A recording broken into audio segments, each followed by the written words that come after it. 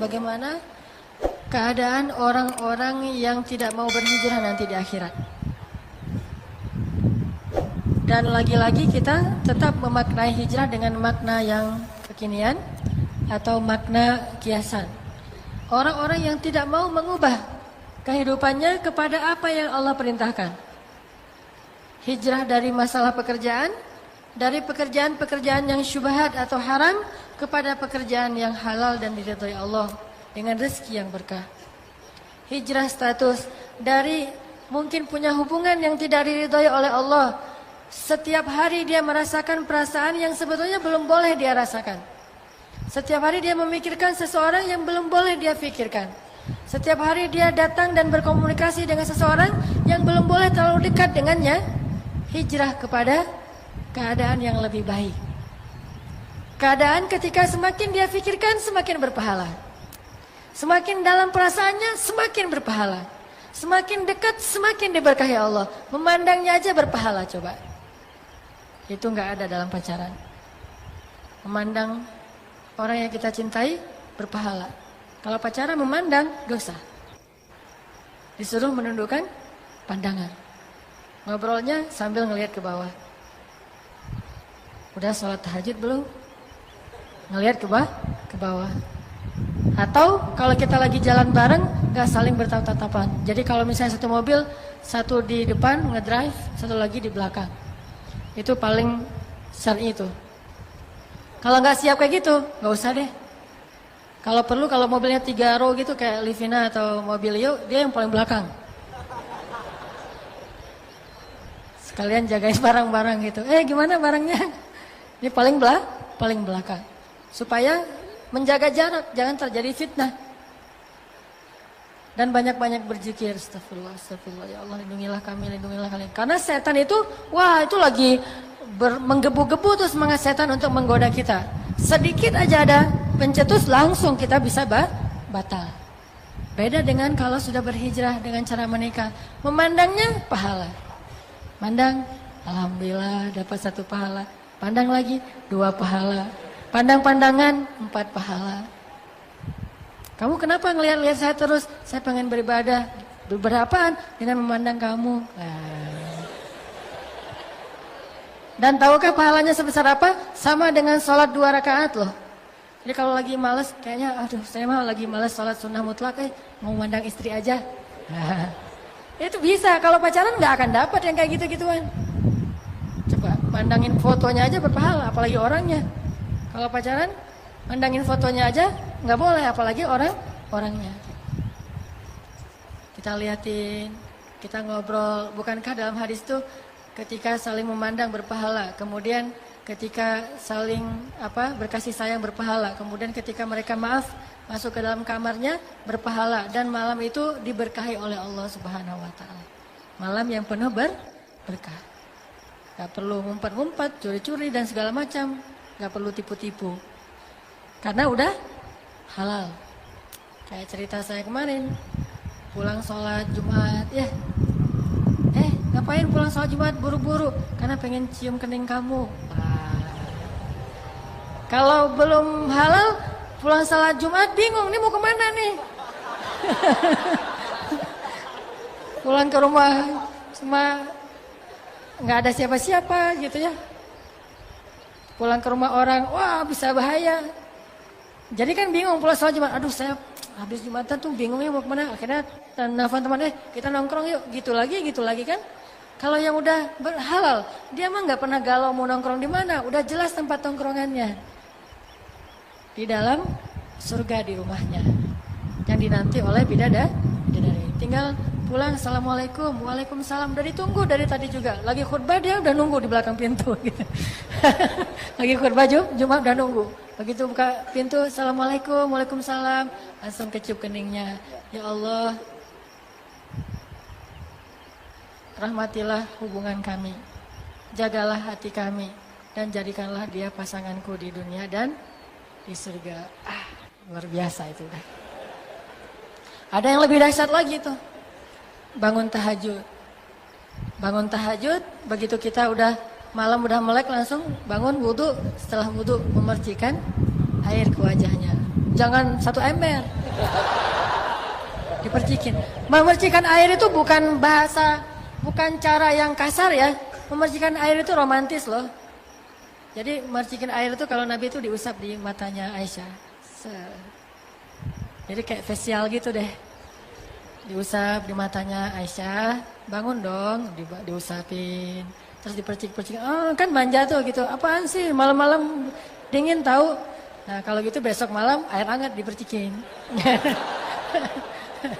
Pokoknya yang lembut aja, air hangat. Waduh, makin nyenyak tidurnya air hangat nih, gak dipijetin. Atau kalau perlu, kalau yang lebih keren lagi percikan airnya itu pakai itu tuh, pakai nano spray. Segar gini, kirain lagi di zam-zam segar gitu ya, pakai nano spray. Kenapa kamu pakai nano spray saya? Kan ikut sunnah Nabi membersihkan air, tapi pakai teknologi nano spray. Ini lebih dahsyat lagi. Udah gitu dipijit-pijitin jempolnya pelan-pelan supaya dia bangunnya nyaman. Begitu bangun azan subuh gak jadi sholat.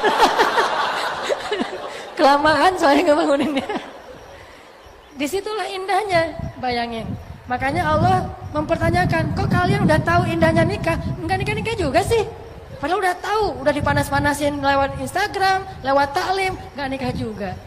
Sampai akhirnya malaikat nanya, Fima kuntum, kenapa kalian dalam keadaan seperti ini tidak menikah? Katanya mustad'afin ya Allah, nggak siap ya Allah, lemah, nggak punya pekerjaan. Bukankah ardullahi wasi'ah? Bukankah bumi Allah itu luas? Dan Allah berjanji di ayat yang ke-100-nya tadi, siapa yang berhijrah, Allah akan memberikan jaminan muraghaman katsiran wasa'. Banyak jalan keluar dan kelapangan, itu janji Allah untuk orang yang berhijrah. Nggak usah khawatir. Dan saya yakin yang di atas itu semuanya udah pada siap. Tinggal datangnya kapan gitu. Mereka mah udah siap dari dulu juga. Ya teh. Dari dulu juga. Kapan Ustadz kalau nggak ada yang datang? Kan nggak mungkin mereka datang duluan. Tembak aku dong, kan nggak mungkin. Itu mah nggak keren banget. Makanya kita yang harus cowok berani datang. Terus kamu datang pakai apa? Saya bawa Allah. Wah ini ngeri nih. Modal kamu apa? Allah modal saya. Jaminannya apa? Allah sebaik-baik penjamin. Saksinya Allah yang akan menyaksikan. Pokoknya saya ngandalin Allah aja. Bismillah, ayo kita berjihad. Allahu Akbar gitu. Akhirnya calon mertua juga ikut takbir. Wah, kenapa saya jadi ikut-ikutan nih? Udah deh. Masih ingat? Ini buat calon mertua ya. Belajarlah dari Sa'id bin Musayyib. Sa'id bin Musayyib itu satu dari 7 ulama Madinah di masa tabi'in. Beliau tuh senang banget dengan orang yang ahli masjid, terutama anak muda yang rajin ke masjid, ikut talim tuh senang banget. Bahkan dihafal wajah-wajahnya. Sehingga ketika ada satu muridnya yang paling dekat dengan beliau nggak hadir dalam majelis ilmu, akhirnya Sa'id bin Musayyib sekali-kalinya datang ke rumah seorang murid dan mendahulukan itu daripada sholat berjamaah. Kan kita tahu Sa'id bin Musayyib ini 50 tahun gak pernah ninggalin sholat berjamaah. Selama 50 tahun itu dapat takbiratul ihram bersama imam. 40 tahunnya sholat gak pernah ngeliat punggung orang, artinya di shaf pertama. 30 tahunnya mendengar azan di dalam masjid. Gak pernah azan dia masih di luar, gak pernah tuh. 30 tahun azan di dalam masjid. Sekali-kalinya dia meninggalkan semua itu gara-gara datang ke rumah muridnya yang tidak hadir dalam majelis ilmu. Datang ke rumah muridnya. Assalamualaikum. Waalaikumsalam, kata muridnya di dalam rumah. Siapa? Orang Arab suka gitu. Man. Sa'id mengatakan Sa'id. Di masjid lagi azan. Ini bertamu. Sa'id, kata Syekh ini. Kemudian muridnya bilang, saya tuh lagi ingat-ingat ada berapa banyak Sa'id di kota Madinah. Karena saya nggak kepikiran kalau itu Sa'id ibnu Musayyib. Saya ingat semuanya, Sa'id bin ini, Sa'id bin ini, Sa'id bin ini, ada 10 Sa'id. Semuanya saya ingat kecuali Sa'id bin Musayyib. Kenapa? Gak pernah menduga kalau itu Sa'id ibnu Musayyib. Soalnya Sa'id ibnu Musayyib itu gak mungkin pergi ke rumah seseorang ketika azan. Gak mungkin. Pasti dia akan mendahulukan salat jamaah. Baru beres itu ngurus yang lain. Tapi pas dibuka ternyata Sa'id ibnu Musayyib. Kaget, pasti ini ada berita besar banget nih. Lalu Sa'id ibnu Musayyib bilang, wahai anak muda, kenapa kamu tidak hadir dalam majelis ilmu? Saya kurang sehat ya Syekh. Kamu tidak punya pendamping? Tidak punya. Salamin saya. Ya. Apa ya Syekh? kamu akan menikah dengan putri saya. Langsung tuh, wah ini mertua keren banget kalau kayak gini.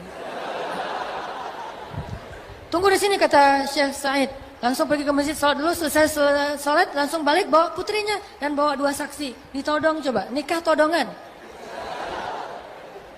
Ini benar-benar bukan on progress ya, udah langsung nih. Bawa saksi, bawa putrinya. Gak tahu gimana cara ngebujuk putrinya juga ya. Orang dulu mah soleha, jadi gak perlu lihat dulu. Boleh lihat Instagramnya dulu, gak perlu itu. Udah langsung aja. Datang, nama muridnya siapa gitu, ya Muhammad misalnya. Udah dibukain pintu, masuk semuanya ke rumah, salamin. Saya nikahkan putri saya dengan kamu, dengan mahar, hafalan Al-Quran yang kamu hafal dan seterusnya. Saya terima deh. Saya terima. Mungkin awal-awalnya dia masih kagok-kagok gitu. Saksi-saksi bilang sah nggak? Tidak sah. Kenapa? Soalnya nggak bersambung kan gitu ya, suka gitu ya. Makanya pas nikah saya mah juga karena takut nggak sah. Udah modalnya kurang, nggak sah pula kan. Ya udah saya pakai teks aja deh. Ustadz menikahnya pakai teks loh. Jadi pas saya terima nikahnya, ntar nih di scroll dulu. Jadi saya Musayyib langsung mengakadkan putrinya, kemudian diterima hari itu juga dia nikahkan putrinya dengan muridnya. Gampang urusannya. Gak bertele-tele ya, bikin kartu undangan dulu, ikhtilaf dulu warna kartu undangan. Yang cewek pengennya girly warna pink, yang cowok pengen street warnanya hitam abu-abu. Terus yang mertua pengen misalnya di gedung ini, yang kita pengennya di gedung itu. Lama sekali prosesnya. Untuk berhijrah saja lah lama. Allah mengatakan muraghaman katsirah, banyak kemudahan. Wasa'ah, banyak kelapangan. Allah itu melapangkan kita untuk berhijrah. Tinggal hijrah aja. Ganti aja status. Saya sering bilang nikah itu sebetulnya bukan masalah sama sekali. Bukan masalah sama sekali. Jadi orang gak perlu mempertimbangkan untuk nikah. Hanya perlu memilih. Mempertimbangkan mah gak perlu. Memilih aja. Ini nikah gak ya? Nikah ya gak usah nikah. Cuma tinggal pilih. Memilih dengan istikharah, minta istiftah kepada Allah, ya Allah, ikatkan hati saya kepada orang yang tepat. Segampang itu sebetulnya. Datang aja. Orang kita niatnya pengen ibadah kan?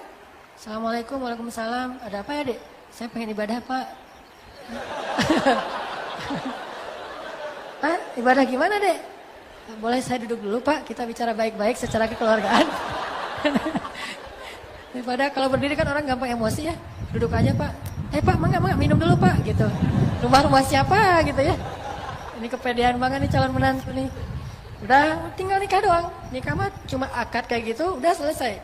Kalau perlu nikah duluan baru resepsinya ntar dipikirin bareng-bareng. Saya dulu ketika di Kairo nikahnya resepsinya sekitar 6 bulan setelah kita nikah. Yang penting nikah aja dulu. Kita jalan-jalan kayak apa 99 cahaya di langit Eropa gitu deh. Kan nikahnya di luar negeri tuh. Nikahnya pun saya di Mekah, istri saya di Kairo. Jadi nikahnya enggak barengan. Istri saya di Kairo nunggu-nunggu gitu. Siangnya dia tanya, nanti malam jadi, sabar ya gitu. Lalu telepon ya. Saya udah di Saudi waktu itu lagi haji. Selesai mertua saya haji, saya wah baik-baikan tuh sama mertua. Begitu dia datang dari Indonesia turun pesawat langsung saya tunggu di bandara.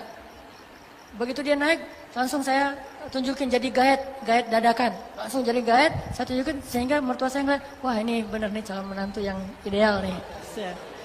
Nggak tahu dia kalau saya minjem duit anaknya 5 juta. Udah gitu, pas udah selesai kan nggak boleh menikahkan ketika sedang berhaji ya. Selesai haji semuanya, udah Arafah, udah Tauhid Ifadah udah beres. Langsung saya minta manggilnya Abah. Abah, kapan atuh acaranya? Gitu. Oh iya ya sebentar saya mau ngambil umroh dulu. Aduh, umroh lagi deh lama ini. Nunda lagi 1 hari. Hari yang kedua, Bah, udah bisa sekarang. Oh iya ya, ayo kita ke Masjidil Haram. Selesai tawaf sunnah, langsung naik ke satu pojok masjid. Saya nikahkan, saya terima nikahnya, langsung telepon. Panggilannya, hai sayang, udah berubah. Kalau belum nikah, ukti. Nah gitu tuh panggilnya. Kalau orang Mesir mah ya. Kalau di sini mah sis gitu ya. Ukti mah sis. Pertama sis, lalu habis itu jadi bebek. Ini karena udah berubah status. Langsung dia hore-hore gitu di Mesir. Dia pas dapat telepon, alhamdulillah kita udah sah. Wah itu luar biasa. Dia langsung sujud syukur, selesai sah. Sama teman-temannya cuma makan beberapa butir kurma kan. Ala mahasiswa gitu. Saya udah selesai aja gitu, udah beres. Kayak maaf, sesederhana itu kayak disunat doang tuh. Cepet banget, udah selesai. Pulang ke Kairo, sebulan kemudian baru pulang ke Kairo, kita langsung malam pertama ketemu tuh masih belum bisa satu rumah karena kita masih berstatus mahasiswa dan punya asrama masing-masing. Jadi kita ketemunya di ruang untuk tamunya asrama. Saya jadi tamu gitu datang. Wah, ini istri saya lagi datang mendekati saya gitu. Pas udah dekat, kita makan di mana sekarang? Ya udah kita ke yang dekat aja. Tempat pertama kita ketemu di kebab Turki. Kan dulu gara-gara di kebab Turki itu kan saya salah ngambil plastik teh. Salah ngambil kantong jadinya ternyata kantong punya calon istri saya. Tapi bukan salah beneran, salah disengaja. Kita makan di situ aja kebab Turki sama ada namanya kibdah. Kibdah itu roti di dalamnya itu kasih hati. Nah, karena kita main hati jadi makannya makan hati. Nah, makan di situ udah gitu pulang masing-masing ke asrama. Bayangin udah nikah pulang ke asrama. Itu hal yang paling menyakitkan. Udah nikah masih suruh pulang sendiri-sendiri ya. Itu paling menyakitkan dalam hidup saya tuh. Bersabar, seminggu kita ngurus untuk surat-surat resmi biar boleh keluar dari asrama seminggu. Bayangin bersabar seminggu. Ya gimana lagi ya tahajud aja tiap malam.